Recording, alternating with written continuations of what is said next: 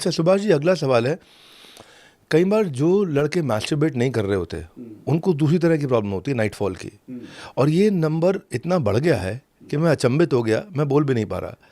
लगभग हर 10 में से 8 व्यक्ति को कभी ना कभी जीवन में नाइटफॉल हुआ, और कुछ लोगों को बहुत रेगुलरली होता है। तो ये नाइटफॉल से कैसे बचा जाए? ये कई बार उन लोगों को भी होता है जिनकी अर्ली एज में वाइफ की कोई प्रॉब्लम हो जाती है, वो इस तरफ जा ही नहीं पाते, तो रुक जाता है काम उनका, या आर्मी में हैं लोग जो बाहर हैं, मतलब फैमिली से अलग है, तो कईयों को टीन एज में भी होता है, ये कईयों को यंग एज में भी होता है।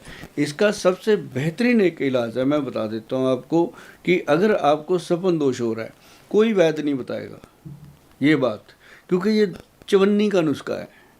आंवले का पाउडर ले लो, 1 चम्मच डेली मिश्री वाले दूध के साथ लेना शुरू कर दो, 15 दिन के बाद अगर नाइटफॉल हो गया तो कह देना। अच्छा। ये इतना ज़बरदस्त नुस्खा है।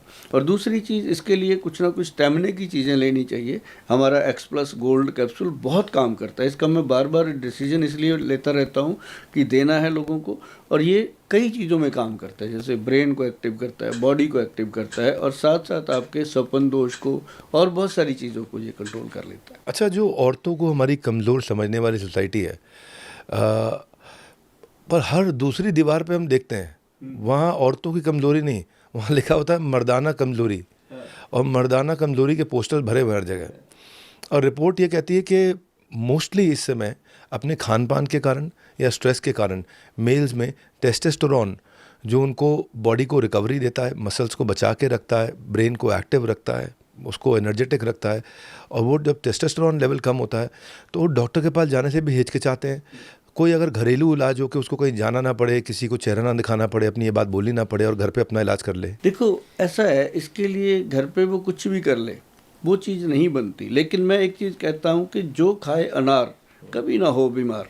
जो अनार खाते हैं उनको ये चीज़ें बहुत बेनिफिट करती हैं टेस्टोस्टेरोन लेवल बढ़ाने के लिए। लेकिन सबसे बेहतर चीज़ है शिलाजीत।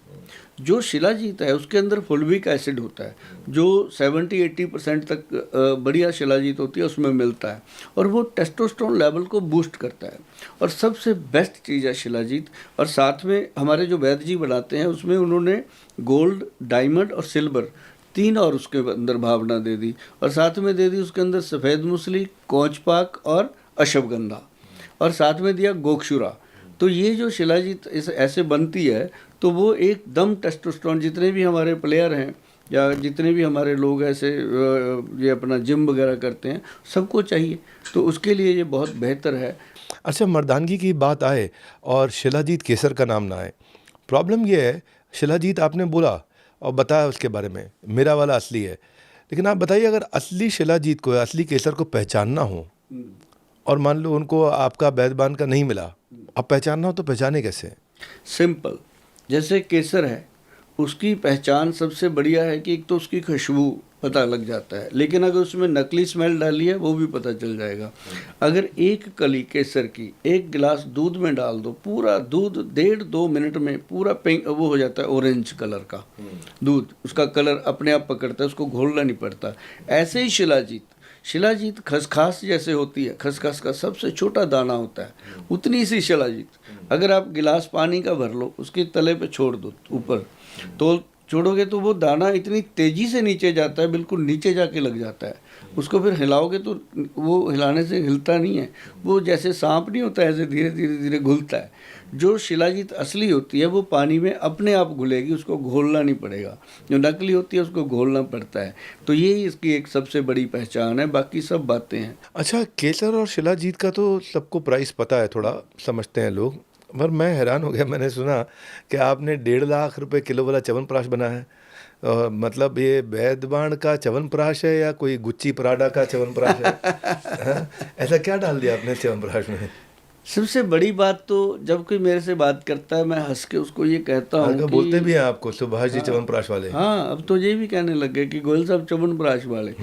मैं उसको बोलता हूँ कि भैया, जो ज़्यादा मेरे से क्वेश्चन करते हैं मैं कहता हूँ जो डाला है वो तो इस पर लिखा है, लेकिन जो लिखा नहीं वो बताता हूँ कि 30 बरस लगातार गोयल साहब ने अपनी खोपड़ी को खरल में रगड़ रगड़ के घोट घोट के इसमें डाला है। वो मेरा एक एक्सपीरियंस है कि इसमें मैंने क्या डाला, लेकिन गोल्ड इसके अंदर 1 ग्राम डाला है जी। और उसके अंदर डायमंड की भस्म डलती है जो कैंसर कारक भी होती है, और साथ में इसके अंदर चांदी की भस्म डलती है। कैंसर कारक? हाँ, कैंसर के जो सेल होते हैं उनको वो कम करने में मदद करती है। तो वो जो है सबसे बेस्ट होती है 3 चीज़ें जो लोग हर तरह की बीमारी में इसको यूज़ करते हैं। और ये सबसे बड़ी बात क्या है कि इम्यूनिटी बूस्टर का काम भी करता है।